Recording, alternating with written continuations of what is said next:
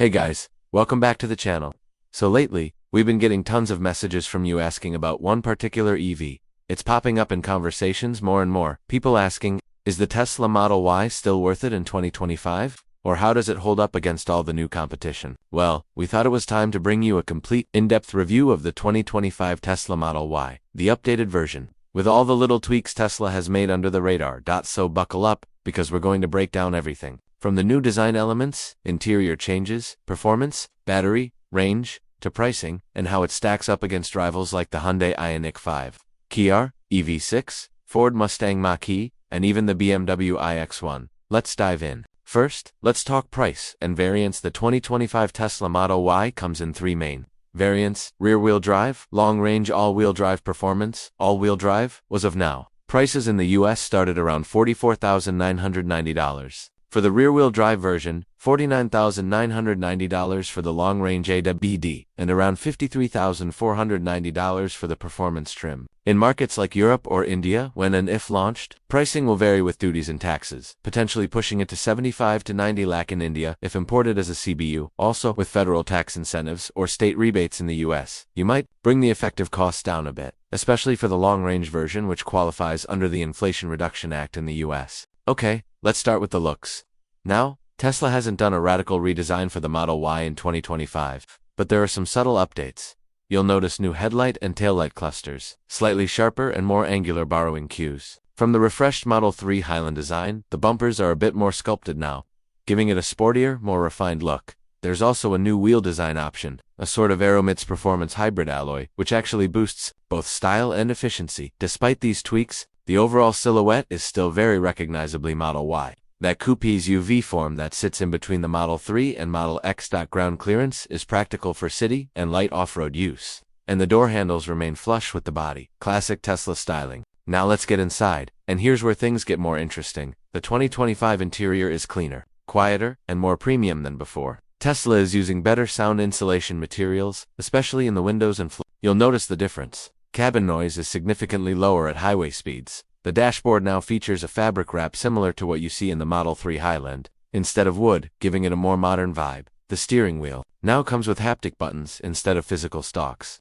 That means turn signals, wipers, even gear selection, all done via buttons or the touchscreen. Some love it, some hate it. Personally, I think it takes a few days to get used to. You also get ambient lighting as standard now, which is a nice premium touch. Tesla hasn't changed the 15-inch central touchscreen, which remains the heart of the cabin. You still control everything from that one screen: climate, driving modes, navigation, entertainment. There's no instrument cluster or head-up display, which some people still miss. The UI is fast, clean, and now features updated Apple Music, Spotify, YouTube, Netflix, and Tesla's own light show Easter eggs, all part of the entertainment package. Rear passengers get a new 8-inch screen mounted at the back of the center console, perfect for watching Netflix or adjusting rear climate controls. This was previously only in the Model SX, so it's a welcome trickle-down feature. Model Y remains one of the most practical EVs in its segment. It offers frunk space, front trunk, for small bags or grocery runs. The rear boot is cavernous, over 850 liters, with the seats up,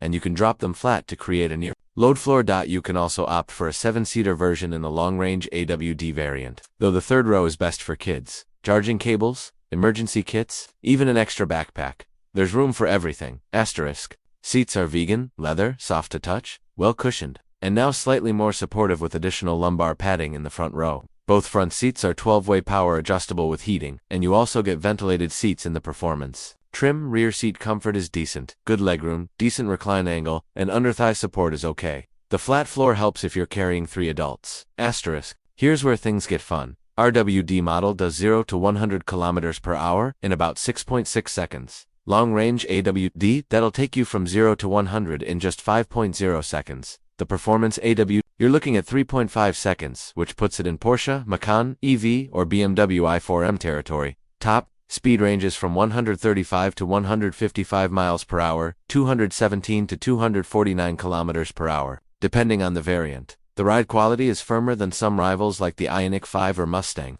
Mach-E, but's more composed now thanks to suspension tweaks for 2025. Still no air suspension.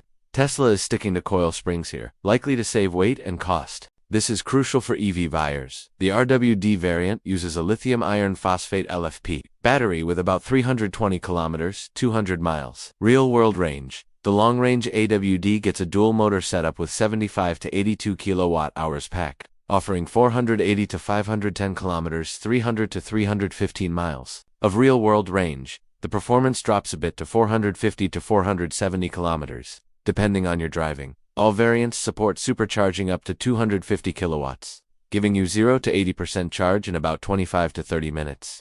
On an 11 kilowatts home charger, expect a full charge overnight around 7 to 8 hours. Tesla is also pushing out V4 superchargers globally, improving charging speeds and adding CCS compatibility. Autopilot comes standard, with basic ADAS features like lane keep assist, collision avoidance, blind spot monitoring, adaptive cruise control. You can upgrade to enhanced autopilot or full self-driving FSD, though FSD is still in beta and may not be fully active in your region depending on regulations. The car also comes with 360-degree cameras, parking sensors, and a dog mode and sentry mode, which use the cameras to monitor the surroundings when parked. Tesla has also added a new driver monitoring system, using interior cameras, making sure you're attentive even when using autopilot. Model Y strikes a solid balance.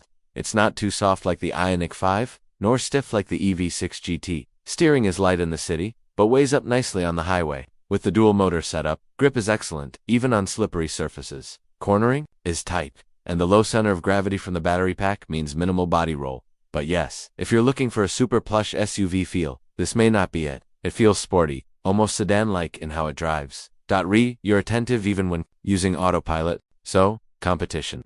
Here's a quick comparison. Model range real 0 to 100 kilometers per hour. Price USD Tesla Model Y long range 480 to 510 kilometers, approximately 5.0 SEK dollar. 49,990 Hyundai Ioniq 5 AWD 422 450 kilometers, approximately 5.2 SAC tilde.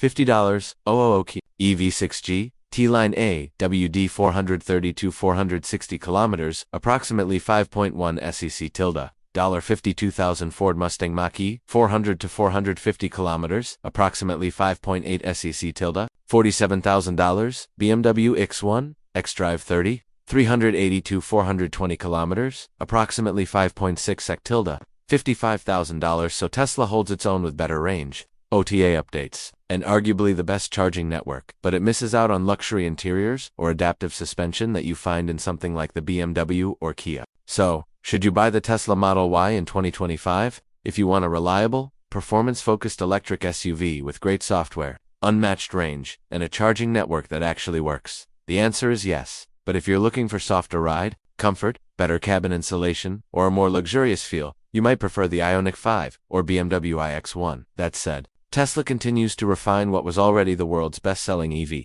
and with the 2025 updates, it's still one of the smartest electric buys you can make today.